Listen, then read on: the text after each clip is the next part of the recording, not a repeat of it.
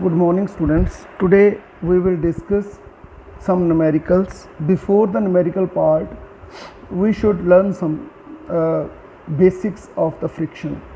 Friction बेटा तीन तरह की होती है. स्टैटिक फ्रिक्शन, ये हम पहले भी पढ़ चुके हैं. स्टैटिक फ्रिक्शन ये कब तक काम करती है? फ्रिक्शन का फॉर्मूला होता है म्यू इनटू नॉर्मल रिएक्शन.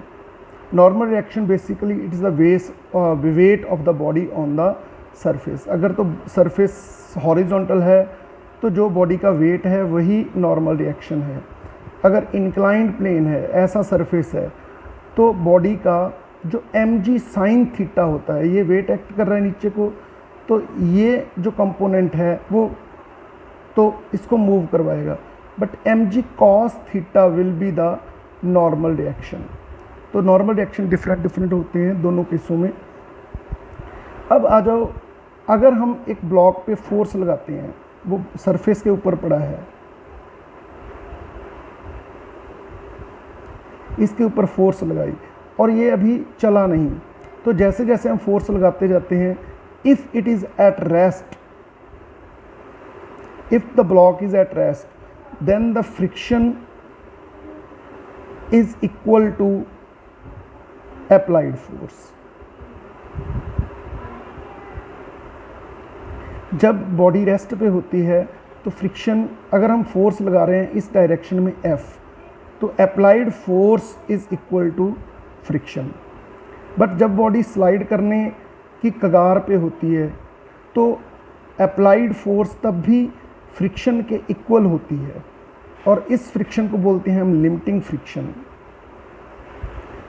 ठीक है, ये अप्लाइड फोर्स मैक्सिमम हम कितनी अप्लाइड फोर्स लगा सकते हैं कि बॉडी रेस्ट पे रहे, उसको बोलते हैं हम लिमिटिंग फ्रिक्शन. ठीक है, और उसके पहले कौन सी थी? Static friction. जब बॉडी चल पड़ती है किसी एक्सेलरेशन के साथ, तो उसमें एक्सेलरेशन कितना होता है?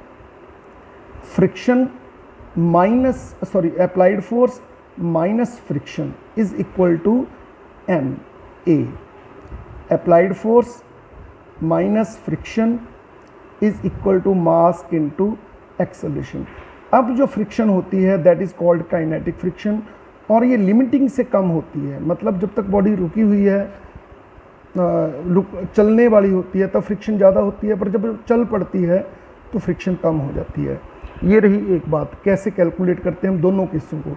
बॉडी रेस्ट पे होती है तो फ्रिक्शन डायरेक्टली आ जाती है अप्लाइड फोर्स, और अगर बॉडी चल रही है तो applied force minus friction is equal to mass into acceleration. ये दो इक्वेशंस आपको याद करनी है. सेकंड, दो बॉडीज कांटेक्ट में हैं, जैसे एक ट्रक के ऊपर एक ब्लॉक पड़ा हुआ है या एक ब्लॉक के ऊपर दूसरा ब्लॉक है.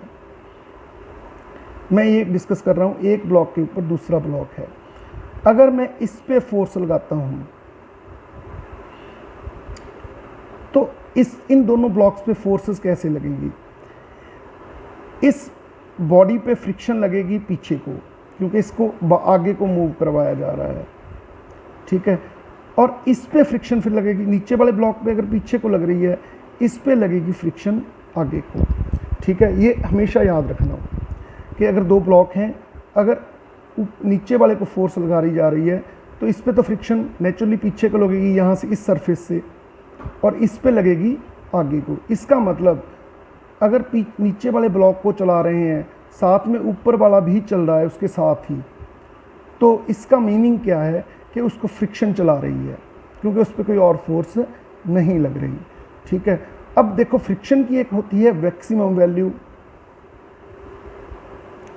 उसकी एक मैक्सिमम वैल्यू होती है. ठीक है, तो उस मैक्सिमम वैल्यू से अगर हम ज़्यादा फोर्स लगा देते हैं, अगर हमने अप्लाइड फोर्स बढ़ा दी तो फ्रिक्शन बढ़ेगी, क्योंकि ये दोनों सेल्फ एडजस्टिंग होती है जब तक रेस्ट पे है. जब ये चल पड़ी तो यहाँ ये चलने की कगार पे है. मैं ये बोल रहा हूँ कि ये चलने की कगार पे है, इसको झटका मारा हमने, अभी चलने ही वाली थी ये, तो ये फ्रिक्शन उस टाइम पे मैक्सिमम होएगी. बट अगर सपोज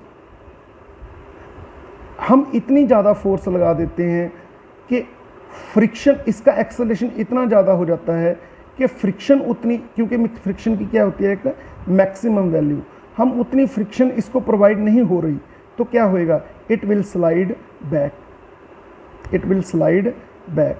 तो हम इस पर कितनी मैक्सिमम फोर्स लगा सकते हैं, that will be equal to कि ये फ्रिक्शन, इसकी मैक्सिमम वैल्यू और ये इन दोनों का प्लस, जब ये फोर्स लगती है तो कोई दिक्कत नहीं आती, पर अगर हम उससे ज़्यादा फोर्स लगा देते हैं, ये फ्रिक्शन उतनी नहीं है और ये बहुत तेज़ चल रहा है, तो क्या होगा, इसको चलाने के लिए, इस ब्लॉक को चलाने के लिए भी एक फोर्स चाहिए, बट अगर ये ज़्यादा तेज़ चल रहा है और फ्रिक्शन उतनी नहीं है जो कि उसको, इसको भी उतना ही चला सके, तो ये पीछे को स्लाइड हो जाएगा।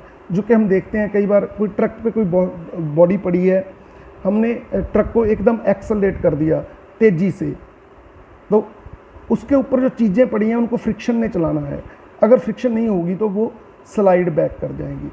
अगर वो धीरे धीरे चल रहा है तो फ्रिक्शन एनफ होगी कि वो ब्लॉक को चला सके, उसके ऊपर पड़ी चीज़ों को चला सके। This video was very very important. तो ये बेसिक्स हैं जो आपको प्रॉब्लम्स को सॉल्व करने में हेल्प करेंगे। Thank you.